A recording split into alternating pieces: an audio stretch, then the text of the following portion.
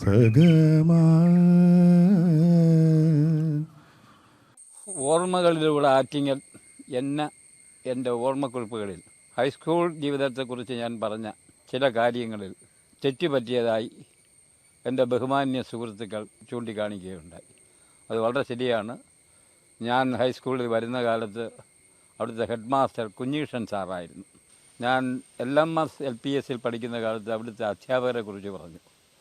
തൂവള്ള വസ്ത്രങ്ങളുമായിട്ട് വരുന്ന എൻ്റെ പ്രിയപ്പെട്ട തങ്കമ്മ സാറാണ്. അത് ഞാൻ പറഞ്ഞത് വസുമതി സാറെന്നാണ്.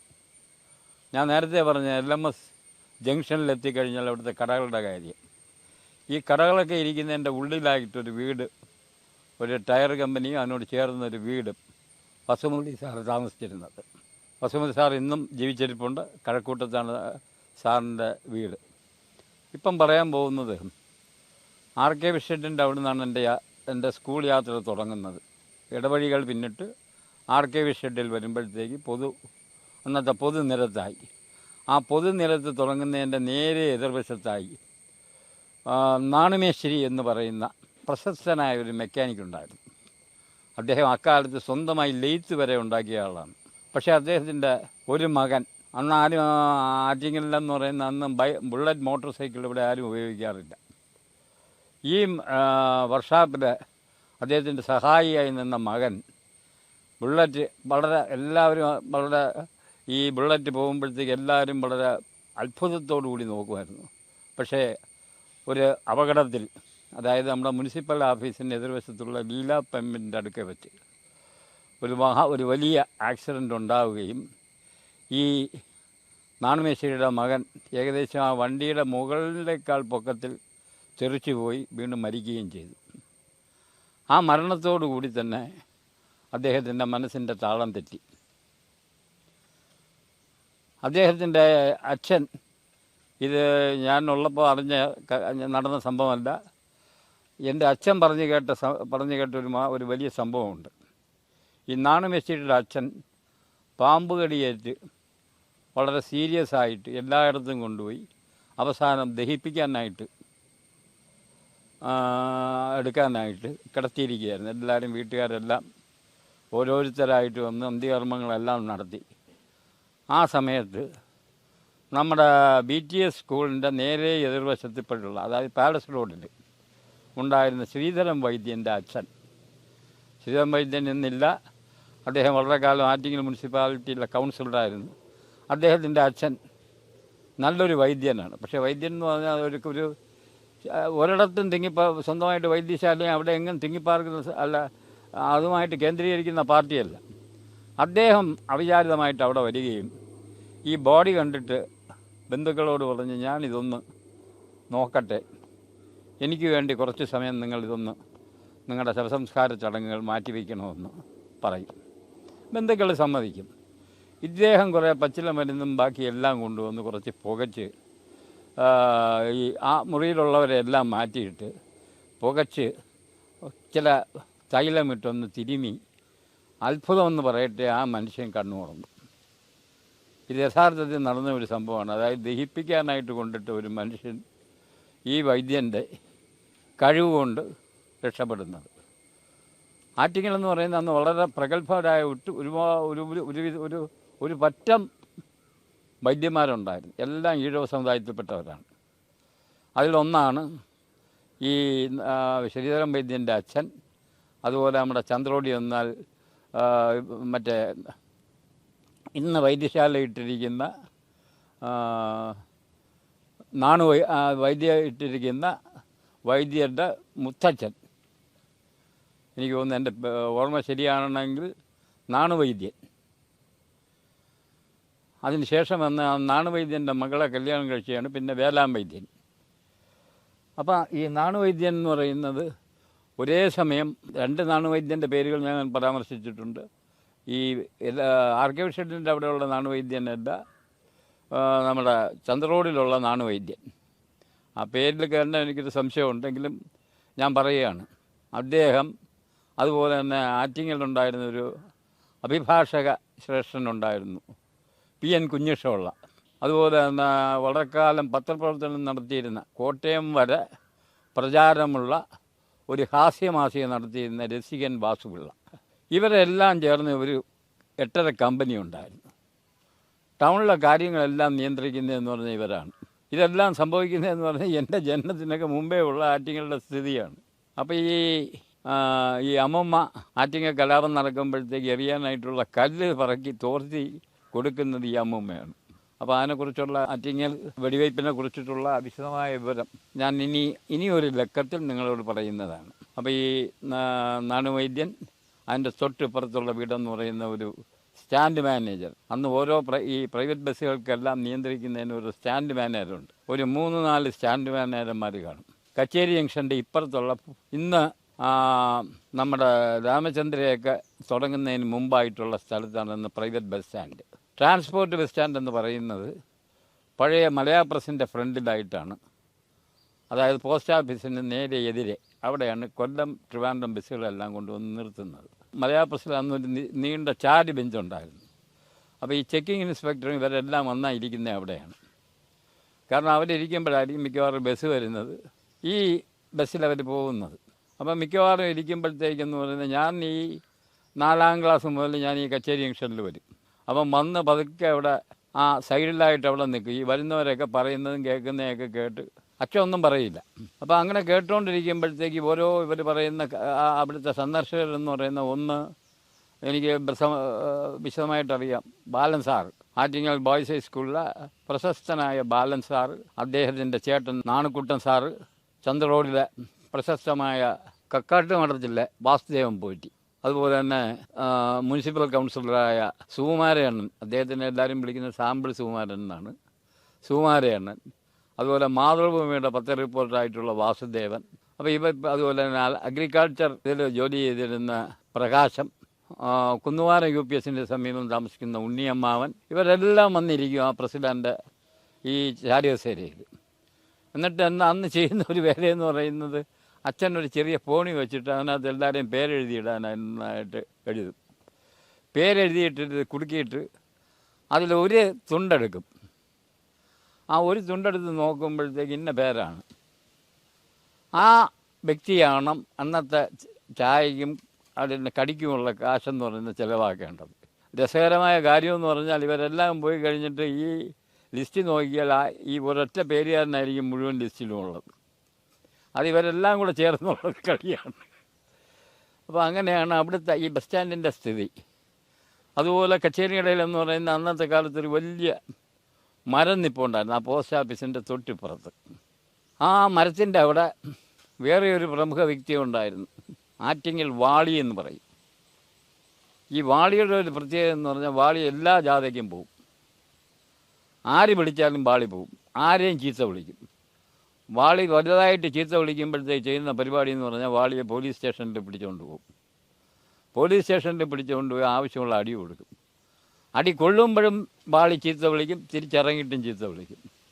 അപ്പോൾ അന്ന് ചെയ്യുന്നതെന്ന് പറയുന്നത് നമ്മുടെ ഈ PN ഈ വാളിയെ വാളിക്ക് ബഹുമാനമുള്ള ഒരു വ്യക്തി എന്ന് പറയുന്ന ഈ PN കുഞ്ഞേഷുള്ള വക്കീലിനാണ്. കാരണം PN കുഞ്ഞേഷുള്ള വക്കീൽ ചെയ്യുന്ന പരിപാടി എന്ന് പറഞ്ഞാൽ ഏതെങ്കിലും മജിസ്ട്രേറ്റ് സ്ഥലം മാറി വന്ന് വലിയ കുഴപ്പമായിട്ടുണ്ടെങ്കിൽ ഈ വാളിക്ക് ഡയറക്ഷൻ കൊടുത്തിട്ട് വാളിക്ക് ചാരായം കുടിക്കാനൊക്കെ കാശ് കൊടുത്തിട്ട് ആളിനെ കാണിച്ചു കൊടുക്കും. വാളി മജിസ്ട്രേറ്റ് വരുമ്പോഴത്തേക്ക് പച്ച തെറി പറയും. അപ്പം പോലീസുകാർക്കറിയാം, കാരണം വാളി എത്ര അടിച്ചിരുന്നാലും ഒതുക്കാൻ കഴിയില്ല എന്നുള്ള. അങ്ങനെ ഇവിടെ സർവാദരണീയനായ ഒരു വ്യക്തിയായിരുന്നു ആറ്റിങ്ങൽ വാളി. വരുന്ന ബസ്സുകളെല്ലാം ചിലപ്പം വാളി ട്രാഫിക് ഡയറക്റ്റ് ചെയ്യും. അപ്പോൾ അങ്ങനെ ഒരു വ്യക്തി. അതുപോലെ തന്നെ മറ്റൊരു 2 പ്രമുഖ വ്യക്തികളുണ്ടായിരുന്നു ആറ്റിങ്ങൽ. ഒന്ന് ലക്ഷ്മണൻ. ആ ലക്ഷ്മണൻ എന്ന് പറയുന്നത് ഏകദേശം ഒരു 6 അടി അടുപ്പിച്ച് പൊക്കവും ഒരു കാക്കി പാൻറ്റും.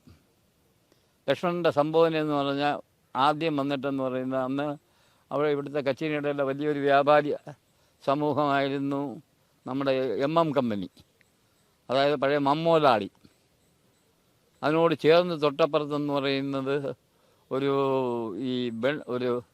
നമ്മുടെ BTS റോഡിൽ റേഡിയോ ഒക്കെ നന്നാക്കാൻ ഉണ്ടായിരുന്ന ഒരു ദാമു അണ്ണൻ്റെ അച്ഛൻ്റെ ഒരു പ്രൊഫഷണൽ സ്റ്റോറുണ്ടായിരുന്നു. ആ പ്രൊഫഷണൽ സ്റ്റോറിലെ ജീവനക്കാരായിരുന്നു പിന്നീട് വലിയ വ്യാപാരികളായി മാറിയ കുഞ്ഞുകൃഷ്ണപിള്ള, അദ്ദേഹത്തിനെ വിളിക്കുന്ന വിക്കം കുഞ്ഞുകൃഷ്ണപിള്ള എന്നാണ് അദ്ദേഹത്തിനെ വിളിക്കുന്നത്. അതുപോലെ തന്നെ സമീപകാലത്ത് മരിച്ച തങ്കപ്പയണ്ണൻ, അങ്ങാടിക്കട തങ്കപ്പയണ്ണൻ. മറ്റൊന്നെന്ന് പറയുന്നത് നമ്മുടെ ഇപ്പോഴത്തെ രാമേന്ദ്രയുടെ എതിർവശത്തുള്ള പഴയ പാർട്ടി ഓഫീസിൻ്റെ താഴെ അങ്ങാടി വ്യാപാരം നടത്തിയ കേശവപിള്ള.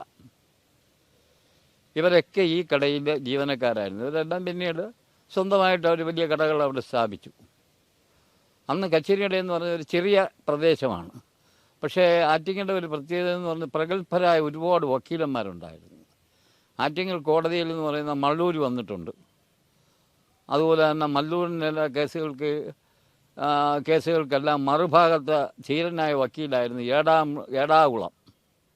ഏടാകുളം വാസുപിള്ള. അപ്പോൾ ഇവരെല്ലാം, അതുപോലെ തന്നെ നമ്മുടെ ആറ്റിങ്ങൽ ടൂറിസ്റ്റ് ഹോം നടക്കുന്നതിൻ്റെ തൊട്ടിപ്പുറത്ത് ഒരേപോലത്തെ 2 വീടുകളുണ്ടായി. ഇന്ന് അതൊക്കെ ഇടിച്ചു കളഞ്ഞു. അവിടെ ഒരു വക്കീലുണ്ടായിരുന്നു. പിന്നെ ചിറയൻകീഴ് റോഡിലെന്ന് പറയുന്നത് നാരായണം പോറ്റി. ഇന്ന് സാവിത്രി ബാർ കിടക്കുന്ന സ്ഥലത്ത് അവിടെ ഉണ്ടായിരുന്ന പഴയ വീട്ടിലായിരുന്നു അദ്ദേഹം താമസം. അദ്ദേഹത്തിൻ്റെ മകൻ പിന്നെ ഹൈക്കോടതി ജഡ്ജായിട്ടൊക്കെ മാറി.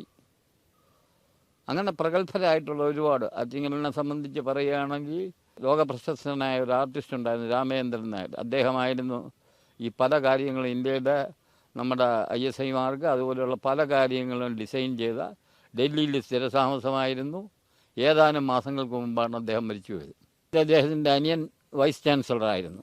അതുപോലെ തന്നെ ട്രിവാൻഡ്രത്ത് ബാലികാ മന്ദിരം എന്ന് പറയുന്നത് സ്ഥാപിച്ച ചിന്നമ്മ, അവരും ഈ ആറ്റിങ്ങക്കാരിയായിരുന്നു. അങ്ങനെ ഒരുപാട് പ്രഗത്ഭമതികൾ നമ്മളറിയാത്ത കേസുകളെന്ന് പറയുന്നത് അതൊക്കെ പലതും ഓരോ ഇതായിട്ട് പറയേണ്ടതാണ്. അതിപ്പം ഞാനത് സൂചിപ്പിക്കുന്നില്ല. ഹൈസ്കൂൾ ജീവിതത്തിലേക്ക് ഞാൻ വീണ്ടും വരുവാണ്. എന്നെ എതിരേക്കുന്ന, ഞാൻ ഒരു വർഷം തോറ്റാണ് അവിടെ വരുന്നത്. എന്നെ എതിരേക്കുന്നത് BTS നിന്ന് വരുന്ന പുതിയ വിദ്യാർത്ഥികളായിരുന്നു.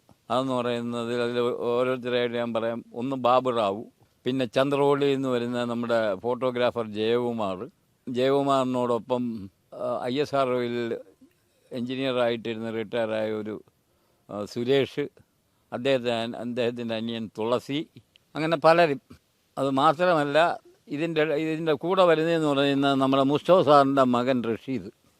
അപ്പോൾ ഇത്രയും ടീമാണ് ഞങ്ങളല്ലാതെ പ്രത്യേകിച്ച് വന്നത്. അങ്ങനെ വന്നപ്പോഴത്തേക്ക് ഞങ്ങളുടെ കമ്പനിയായിട്ട് മാറിയതെന്ന് പറയുന്നത് ഒന്ന് നാലുമുക്കിലെ അസീം വിവോ ട്രാവൽസ് നടത്തിയിരുന്ന അസീം. ഞങ്ങളൊരിക്കൽ സ്കൂൾ വിട്ട് വരുമ്പോഴത്തേക്കാണ് കാണാം, ഇന്നത്തെ മുനിസിപ്പൽ ബിൽഡിങ്ങിൻ്റെ ഒരു പഴയ ബിൽഡിങ്ങാണ്, 2 നില ബിൽഡിങ്. അതിൻ്റെ നടയിലൊരു മാവ് നിൽപ്പുണ്ട്, നിറയെ മാങ്ങ. അപ്പം ഞങ്ങൾ വന്നിട്ടെന്ന് പറഞ്ഞാൽ ഒരു വാച്ചറേ ഉള്ളൂ. വാച്ചർ പുറകോട്ട് പോയ സമയത്ത് ഞങ്ങൾ റഷീദിൻ്റെ അടുക്ക പറഞ്ഞ്, റഷീദ് നല്ലപോലെ മരത്തിൽ കയറും, റഷീദിൻ്റെ അടുക്ക പറഞ്ഞ് കയറി മാങ്ങ പറിക്കാൻ പറഞ്ഞു. അങ്ങനെ റഷീദ് മരത്തിൽ കയറിയപ്പോഴത്തേക്കാണ് ഈ വാച്ചർ ഓടിക്കൊണ്ടുവന്നു.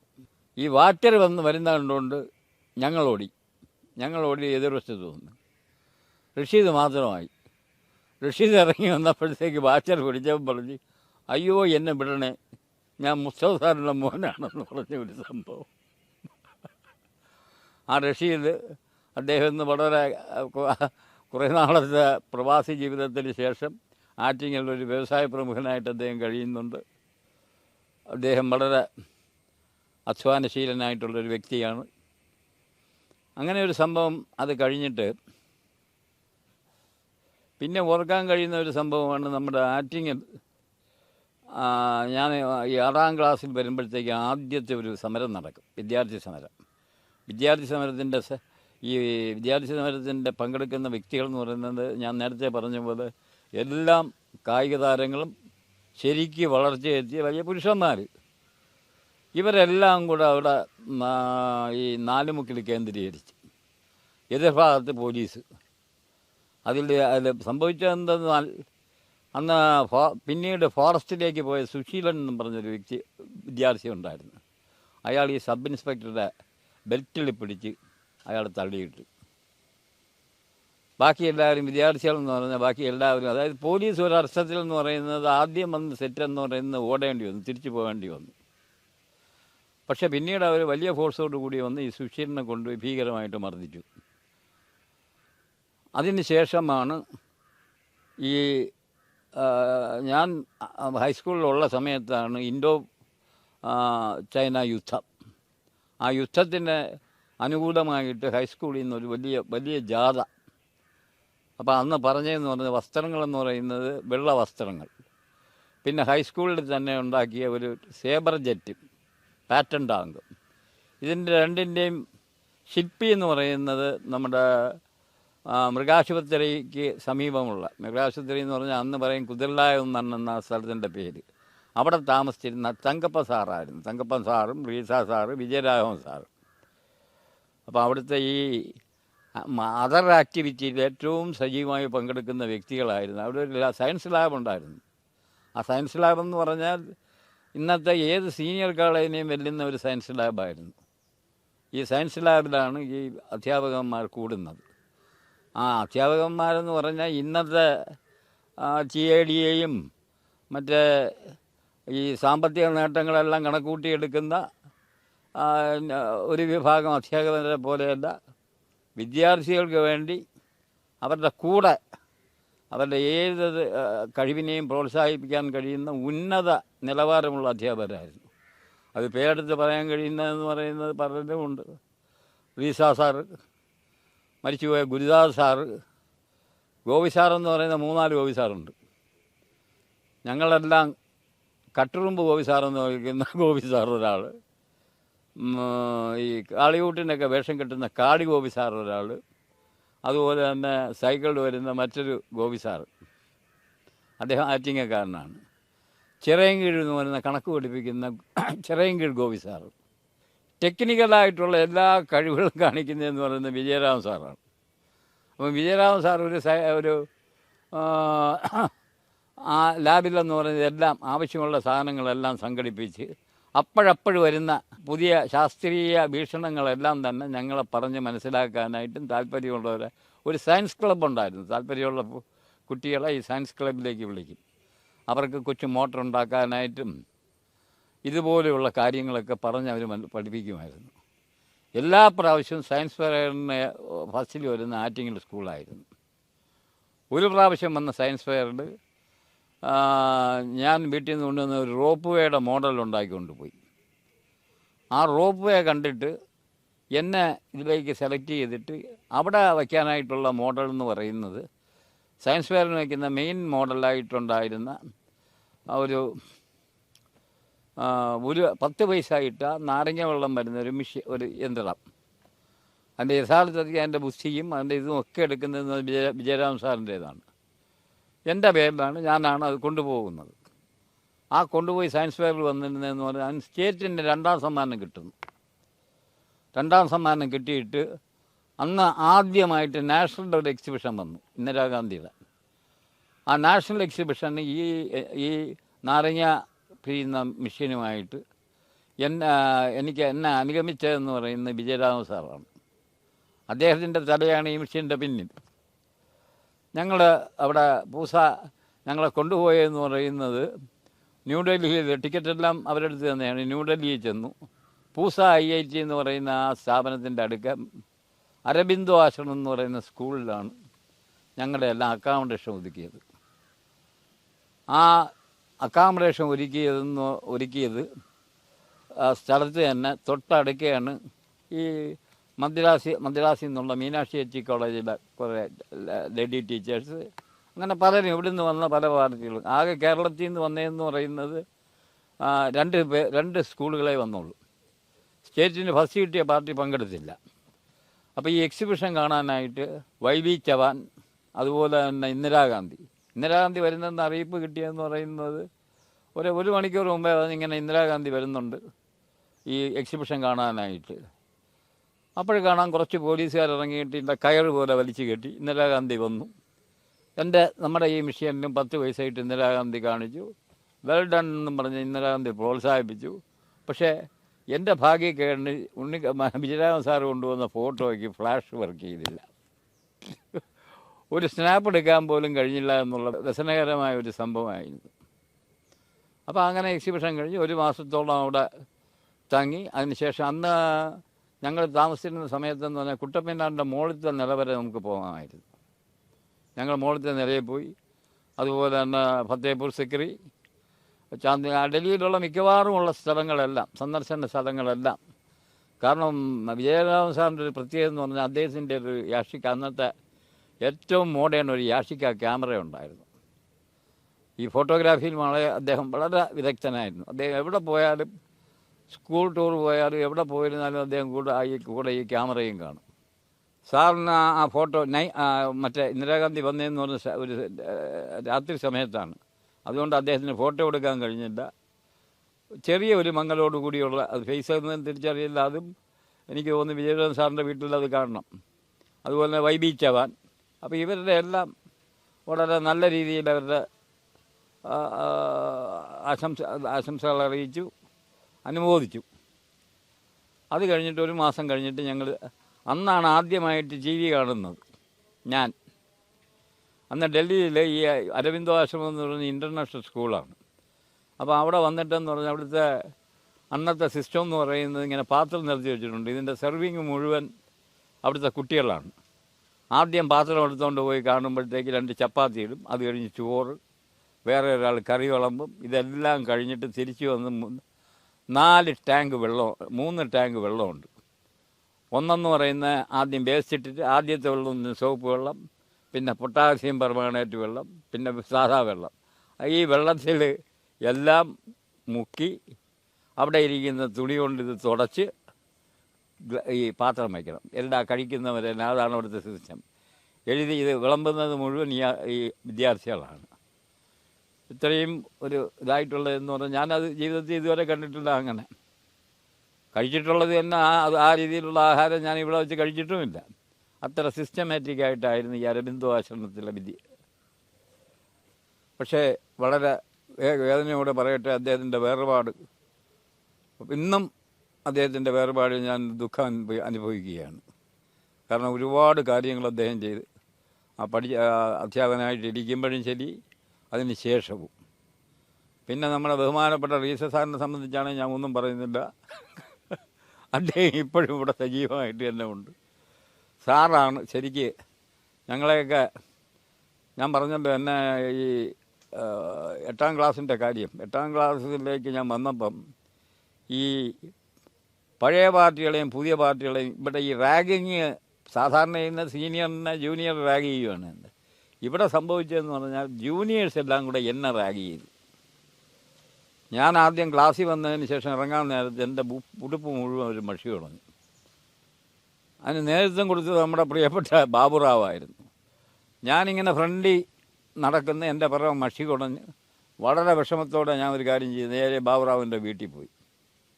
ബാബുറാവിൻ്റെ അച്ഛൻ എന്ന് പറയുന്നത് എൻ്റെ അച്ഛനുമായിട്ട് വളരെ സുഹൃത്താണ്. അങ്ങനെയൊന്ന് പരാതി പറഞ്ഞു. പിറ്റേ ദിവസം ക്ലാസ്സിൽ വന്നപ്പോൾ അന്ന് ടീച്ചറെന്ന് പറയുന്ന ഓമനകുമാരി ടീച്ചറാണ്, മരിച്ചുപോയി. ടീച്ചർ എല്ലാവരെയും വരട്ടി. കുറച്ച് കഴിഞ്ഞപ്പോഴത്തേക്ക് ഞങ്ങൾ എല്ലാം വളരെ അടുത്ത സുഹൃത്തുക്കളായി. അതിൽ ഏറ്റവും വലിയ സുഹൃത്തായിട്ട് മാറിയെന്ന് പറഞ്ഞാൽ ഒന്ന് നമ്മുടെ ജയകുമാർ, പിന്നെ അതുപോലെ മാവിക്കറി റഷീദ്.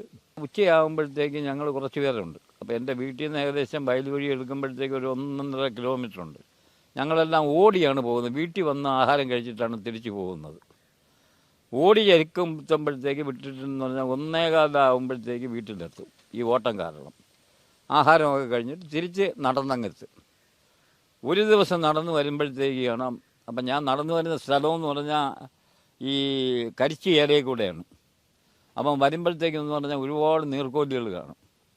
അപ്പം പലപ്പോഴും ഈ നീർക്കോലി കാണുമ്പോൾ അതിനൊരു എറിയെങ്കിലും എറിഞ്ഞിട്ട് പോകാമെന്നും പറഞ്ഞ് നമ്മൾ തങ്ങിപ്പോവും. അങ്ങനെ ഒരു ദിവസം ഇതിൻ്റെ നീർക്കോലിയുടെ പുറകെ പോയത് കാരണം ഞാൻ വന്നപ്പം താമസിച്ചു. അപ്പം അന്ന് ക്ലാസ് എടുക്കാൻ അന്നത്തെ ക്ലാസ് എന്ന് പറയുന്നത് ഓമനമാരി സാറായിരുന്നു. എന്താണെന്നറിയാൻ വയ്യില്ല, സാറ് എന്നെ കയ്യെ കെട്ടിയ കമ്പ് ഒടിയുന്നവരെ സാറ് മാറാൻ എന്നെ അടിച്ചു കഴിഞ്ഞു. ഈ നിമിഷം വരെ എന്താണ് കാര്യമെന്നുള്ളത് എനിക്കറിഞ്ഞൂടാ. അത് ഭീകര മർദ്ദനമായിരുന്നു ഇന്ന് കിട്ടിയത്. റീസ സാറ് ഈ സയൻസ് ക്ലബ്ബിൽ വെച്ച് ചില പരീക്ഷണങ്ങൾ കാണിക്കും. അപ്പോൾ അതിലൊന്നാണ് അതെന്താണ് അതിൻ്റെ മെറ്റീരിയൽ എന്നുള്ള ഇപ്പം ശരിക്കും ഓർക്കുന്നില്ല. ആ സൊല്യൂഷനാക്കിയിട്ട് അത് തറയിൽ ഒഴിച്ചു കഴിഞ്ഞാൽ ആ സൊല്യൂഷൻ്റെ ചവിട്ടുമ്പോൾ വെടിയേക്കും. അങ്ങനെ ഞാൻ വിചാരിച്ചതൊന്ന് പരിശോധിച്ച് നോക്കാമെന്ന് പറഞ്ഞ് ഞാൻ ഈ സൊല്യൂഷൻ ശരിയാക്കി നമ്മുടെ ഹെഡ് മാസ്റ്റർ ഓഫീസ് തൊട്ട് ടീച്ചേഴ്സ് റൂം വരെ തറയിൽ തളിച്ചു. അങ്ങനെ സുബയ്യ സാറായിരുന്നു അന്നത്തെ എച്ച്.എം. സാറ് നടന്നു വന്നവൻ പടപട അവിടെ പൊട്ടൽ. അങ്ങനെ സാറ് കാര്യം ചെയ്ത് സാറാണ് ചെയ്തെന്ന് അന്വേഷിച്ചപ്പോഴത്തേക്കാണ് സാറ് വീണ്ടും എന്നെ പൊക്കി. പക്ഷെ അടി തന്നില്ല. സാറ് പൊക്കി കുറേ വിരട്ടൊക്കെ ചെയ്തെന്നല്ലാതെ അടി തന്നില്ല. അങ്ങനെ ഇരിക്കുമ്പോഴത്തേക്കാണ് ഈ കൂടെയുള്ള ഒരു രാമസ്വാമി എന്നും പറഞ്ഞൊരു പാർട്ടി തമിഴ്നാട്ടിൽ നിന്ന് വരുന്നത്. അപ്പോൾ ഈ രാമസ്വാമിക്ക് എന്ന് പറഞ്ഞാൽ നല്ല കരുത്താണ്. അവൻ്റെ കയ്യിൽ ഒരു രക്ഷയില്ല. അവന് അടിക്കുന്ന അടിയെന്ന് പറഞ്ഞാൽ നമ്മൾ വേടിപ്പല്ലാതെ തിരിച്ചടിക്കാന്ന് പറഞ്ഞാൽ അങ്ങനെ വന്നപ്പോൾ അവനും ചെറുതായിട്ട് ഞാൻ നായ്ക്കുറിനെ ഉപയോഗിച്ചു. പലപ്പോഴും ഈ താങ്ങാൻ കഴിയാത്തടത്തെല്ലാം ഞാനിത് സ്റ്റാക്ക് ചെയ്ത് വെച്ചിട്ടെന്നത് അങ്ങനെയാണ് രക്ഷപ്പെടുന്നത്. ഇപ്പം ഗ്രൗണ്ടിൽ ഇറങ്ങുന്നതെന്ന് പറഞ്ഞാൽ ആറ്റിങ്ങൽ ഗ്രൗണ്ടിൽ അന്ന് ആറ്റിങ്ങൽ ഈ ആറ്റിങ്ങൽ ഡിസ്ട്രിക്ട് സ്പോർട്സ് എന്ന് പറയുന്ന സൈനിക് സ്കൂളും കൂടെ ഉണ്ട്. സൈനിക് സ്കൂളെന്ന് പറയുന്ന അവരെല്ലാം വളരെ സിസ്റ്റമാറ്റിക്കായിട്ടാണ് അവരെ ഓട്ടം. അപ്പോൾ ഈ ബാക്കിയുള്ള സ്കൂളുകളിലെന്ന് പറയുന്നത് ഇതിനോട് കിടപിടിക്കത്തക്ക സ്റ്റാമിന നമ്മുടെ ആൾക്കാർക്കില്ല. എങ്കിലും ഒന്ന് രണ്ട് പ്രാവശ്യം നമുക്ക് ചാമ്പ്യൻഷിപ്പ് കിട്ടി. അതിൽ ഒന്നെന്ന് പറയുന്നത് ഞാൻ ഇപ്പോഴും ഓർക്കുന്നു, നകുലൻ എന്നും പറഞ്ഞൊരു ഈ ഓട്ടത്തിൽ ഏറ്റവും നല്ലൊരു ചാമ്പ്യൻ നമ്മുടെ ചന്ദ്രവള്ളിയിലുള്ളതാണ്. നകുലൻ്റെ അച്ഛനെ അവിടെ ഒരു കടയുണ്ടായിരുന്നു. നകുലൻ, ത്രോസിൽ Pushpangadan, javelin throw, shot put, discus throw, ഇതിനെല്ലാത്തിനും ഫസ്റ്റ് കിട്ടുന്ന പുഷ്പാങ്കതൻ. പിന്നെ ഉള്ളതെന്ന് പറഞ്ഞാൽ വിഭിന്നൻ, വിനയൻ. ഇവരുടെ കുടുംബ വീടെന്ന് പറയുന്നത് നമ്മുടെ TV മുക്കിലാണ്. ഒരാൾ ഫോറസ്റ്റിലായി, ഒരാൾ പോലീസിലായി. നല്ല സൈസാണ്. അതിൽ വിഭിന്ന് പോലീസിൽ കിട്ടി, വിനയന് ഫോറസ്റ്റിൽ കിട്ടി. ഇവരൊക്കെയാണ് ഈ ഇതിൻ്റെ ഓരോ ഹൈ ജമ്പിൻ്റെ ലോങ് ജമ്പ് ആ ഐറ്റത്തിൽ. പിന്നെ ഫർഗൻ ദേവ്, അദ്ദേഹം എനിക്ക് ഉണ്ടെന്നാണ് എൻ്റെ വിശ്വാസം. ഫർഗൻ ദേവ് ഉണ്ട്. അതുപോലെ തന്നെ ഫർഗൻ ദേവിൻ്റെ അനിയൻ. പിന്നെ നമ്മുടെ സുദർശൻ എന്നും പറഞ്ഞ ആറ്റിനക്കര സുദർശനാണ് അന്നത്തെ ഈ കബഡി ടീമിൻ്റെ ക്യാപ്റ്റൻ എന്ന് പറയുന്നത് സുദർശനാണ്. സുദർശൻ ഇന്നുമുണ്ട്. അതായത് സുദർശനം കയറി വന്നിട്ട് അദ്ദേഹത്തിൻ്റെ ഡൈവിങ് എന്ന് പറഞ്ഞാൽ ഇന്നും മനസ്സിൽ ഓർക്കുകയാണ്. ഒരൊറ്റ പാർട്ടികൾ. കാരണം അന്ന് കബഡി മത്സരത്തിൻ്റെ രണ്ട് ബലത്തെ ടീമുകൾ എന്ന് പറയുന്നത് ഒന്ന് ആറ്റിങ്ങലും ചിറയൻകീഴുമാണ്. ചിറയൻകീഴിൻ്റെ ക്യാപ്റ്റൻ എന്ന് പറഞ്ഞൊരു മണി, അതായത് നമ്മുടെ ഇന്ന് ബസ് സ്റ്റാൻഡിരിക്കുന്നതിൻ്റെ അടുക്ക് ഒരു ഹോട്ടലുണ്ടായിരുന്നു. ആ ഹോട്ടൽ പാർട്ടിയുടെ മകനാണ് ഈ മണി. ഈ കബഡിയുടെയൊക്കെ മത്സരം വരുമ്പോഴത്തേക്കെന്ന് വളരെ വാശിയാണ്. അപ്പോൾ അന്ന് ഈ കബഡികൾ കബഡിയിലും സ്പോർട്സിലൊക്കെ വിദ്യാർത്ഥികളൊക്കെ കൂടുതൽ ആവേശം കാണിക്കുന്നതെന്ന് പറഞ്ഞാൽ അധ്യാപകരാണ്. എൻ്റെ ഓർമ്മയിലെത്തുന്ന നമ്മുടെ സുദർശൻ സാറുണ്ടായിരുന്നു. അദ്ദേഹം പിന്നെ JTSയിലേക്ക് സ്ഥലം മാറിപ്പോയി. ഗോപി സാറ്. പിന്നെ അനൗൺസ്മെൻ്റ് എന്ന് പറയുന്ന നമ്മുടെ ഒളിമ്പിക്സിനൊക്കെ അനൗൺസ് ചെയ്യുന്ന അതേ സ്റ്റൈലിൽ അനൗൺസ് ചെയ്യുന്ന ഒരാളുണ്ടായിരുന്നു, നമ്മുടെ റീസ സാറ്. സാറാണ് ബാക്കബേഴ്സ് പ്ലീസ് നോട്ട് ദ ലൈനപ്പ് എന്നും പറഞ്ഞിട്ട് ഇതെല്ലാം പറയുന്നത്. അതുപോലെ തന്നെ ഇതിൻ്റെ ചെസ് നമ്പർ അടിക്കുന്നതെന്ന് പറയുന്നത് അന്ന് ചെസ് നമ്പർ അടിക്കാനായിട്ടുള്ള സാങ്കേതിക വിദ്യ മലയാപ്രസിലാണ്. അപ്പോൾ സാറ് ഇവിടുന്ന് പറയുമ്പോഴത്തേക്ക് അച്ഛൻ പറയുമ്പോൾ, സാറേ ഒരു കാര്യം ചെയ്താൽ മതി, പിള്ളേരെ ഇങ്ങോട്ട് വിട്ടാൽ ഇവിടുന്ന് കുത്തിക്കൊണ്ട് പോകാമെന്ന് പറയും. തുണിയിലാണ് ഇത് അടിക്കേണ്ടത്. അപ്പോൾ തുണിയിൽ ഇത് അടിക്കാനായിട്ടെന്ന് പറഞ്ഞാൽ സാധാരണ മെഷീനിൽ തുണിയിൽ അടിക്കാൻ പറ്റില്ല. അതിന് പകരമായിട്ടെന്ന് പറയുന്നത് 1758 പുറത്തിറക്കിയ, അന്ന് 58 സർക്കാർ ഗവൺമെൻറ് പ്രസ്സിൽ നിന്ന് വാങ്ങിയ, ആദ്യമായിട്ട് പ്രസ് തുടങ്ങാൻ വാങ്ങിയ ഒരു പ്രിൻറ്റിങ് മെഷീനുണ്ട്. ആ പ്രിൻറ്റിങ് മെഷീൻ ഇന്നും ഞങ്ങൾ വളരെ ഇതായിട്ട് സൂക്ഷിക്കുന്നുണ്ട്. അതിലാണ് പിന്നീട് പോസ്റ്ററൊക്കെ അടിച്ചു തുടങ്ങിയത്. ഒരു കാലത്ത് ഈ ചിറയൻകീഴ് താലൂക്കുകളുടെ എല്ലാ പോസ്റ്ററും അടിക്കുന്നത് മലയാള പ്രിൻറ്റിങ് പ്രസ്സിലായിരുന്നു. ഈ പോസ്റ്റുമുണ്ട്. അപ്പോൾ ഈ ചെസ് നമ്പറും ഒക്കെ വച്ച് വാശിയേറിയ മത്സരമായിരുന്നു. പക്ഷേ ഒരു ഘട്ടം കഴിഞ്ഞപ്പോഴത്തേക്ക് അവർ സൈനിക് സ്കൂള് പിന്നോട്ട് പോയി. പിന്നെ വന്ന കായിക അധ്യാപകർ അവരെല്ലാം തന്നെ, കാരണം വേറെ ഒരു കാര്യമുണ്ട്, ഇപ്പം വോളിബോൾ ആയിരുന്നാലും ശരി, സ്പോർട്സ് ആയിരുന്നാലും ശരി, അത് കളിച്ച് തഴക്കമുള്ള ഒരാളുണ്ട്, അതിൽ താല്പര്യം കാണും. ഇവിടെ നല്ല വോളിബോൾ താരങ്ങളുണ്ട്, ഉണ്ടായിരുന്ന ഞാൻ പറഞ്ഞില്ലേ, ഉണ്ണികൃഷ്ണൻ സാറിനാണ് വോളിബോൾ താരങ്ങളുണ്ടായിരുന്നു, ഫുട്ബോൾ താരങ്ങളുണ്ടായിരുന്നു, അതുപോലെ തന്നെ ലേറ്റസ്റ്റ് ആയിട്ടുള്ള കഴിവുള്ള താരങ്ങളുണ്ടായിരുന്നു. സഗമാ